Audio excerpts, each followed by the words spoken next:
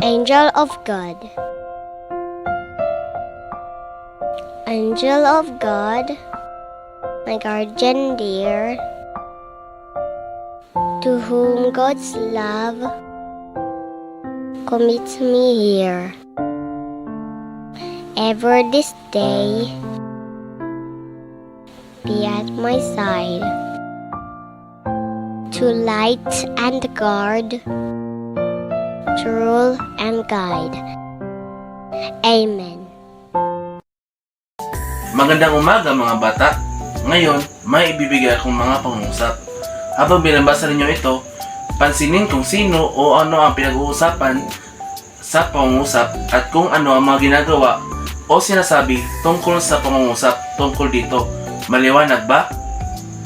Basahin ninyo ito ng sabay-sabay mga bata. Ngayon class, sino ang pinag-uusapan sa unang pangungusap? Ano naman ang ginagawa ni Lisa? Magaling! Sino naman ang pinag-uusapan sa pangalawang pangungusap? Ano naman ang ginagawa ng aso ni Pedro? Magaling! Sa panghuling pangungusap, sino naman ang pinag-uusapan? Ano naman ang ginagawa ni tatay? Magaling! Mga bata, naalala niyo pa ba ang nakaraang leksyon?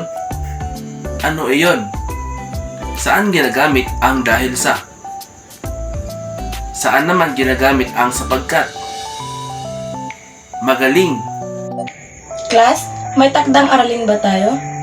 Kunin ito at ilagay sa harap. Ako na ang magwawasto. Class, kumuha ng papel at sagutan ito. Sinong nakakuha ng 3 puntos?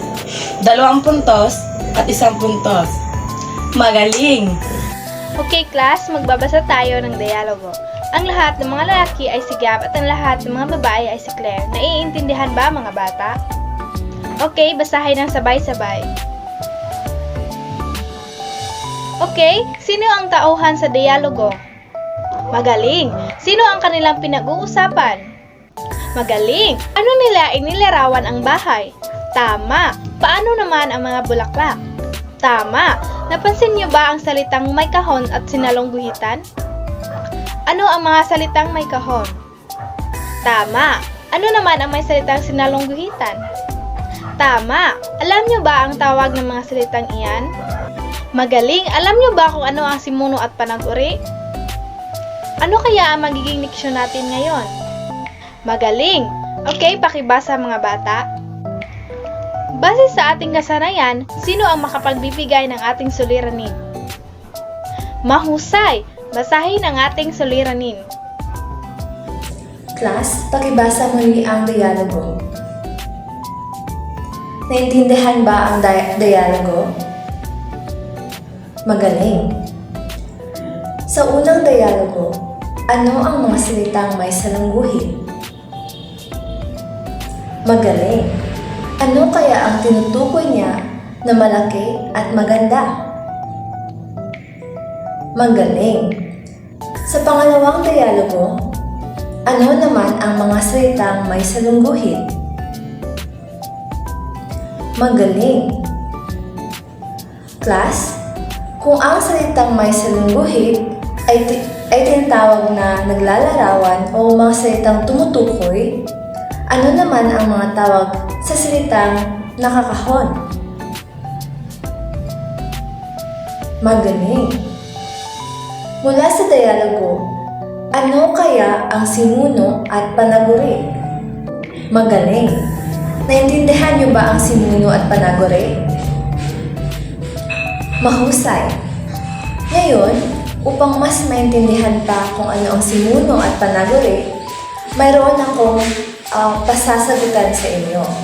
Okay?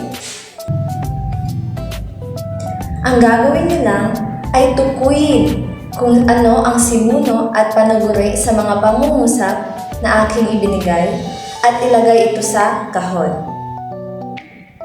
Naintindihan ba? Bibigyan ko lamang kayo ng 2 minuto upang sumagot. Tapos na ang oras, sino ang gustong sumagot sa unang bilang, sa pangalawang bilang, at sa pangatlong bilang? Okay, salamat sa mga sumagot.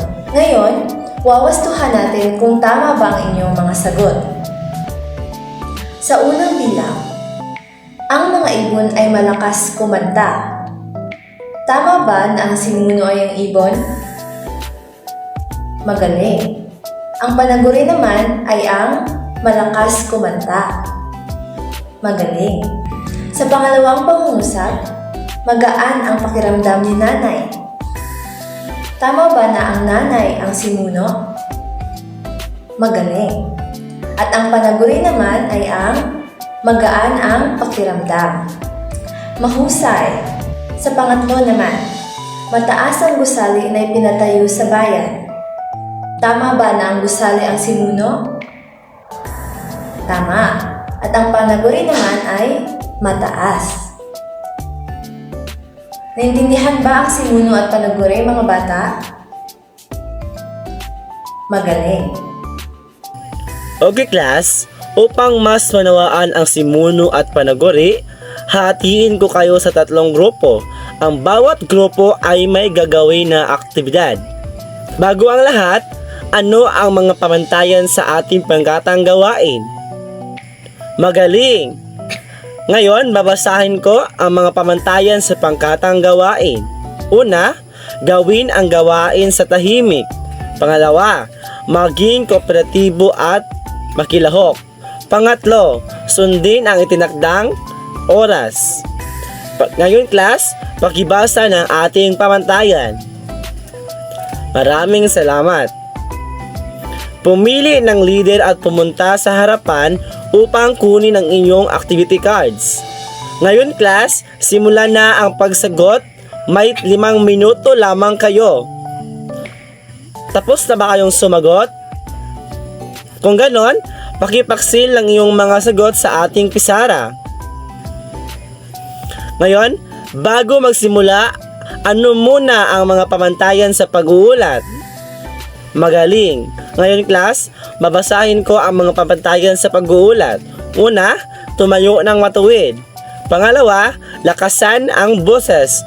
Pangatlo, makinig sa tagapag-ulat. Ngayon class, basahin ang pamantayan sa pag-uulat.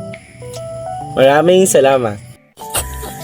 Class, mula sa inyong ginawang aktibidad, ano ang simuno? Magaling. Ano naman ang panaguri? Magaling. Sino ang makapagbibigay ng halimbawa ng pangungusap na may simuno at panaguri? Magaling. Ngayon class, balikan natin ang ating suliranin. Masasagot na kaya natin ito? Sinong gustong sumagot? Sige nga, Claire. Magaling. Basahin ang ating konsepto ng sabay-sabay.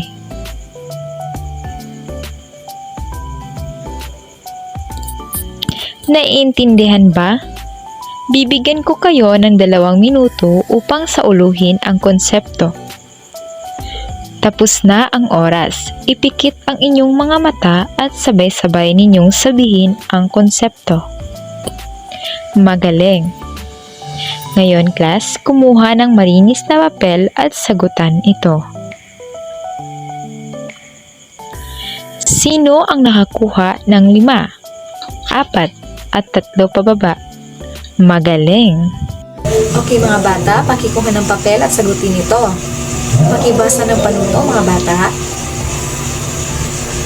Tapos na ba kayo mga bata? Okay, magaling. Sino ang nakakuha ng 5 puntos? Okay, magaling. Sino naman ang nakakuha ng 4 na puntos hanggang 3 puntos? Magaling.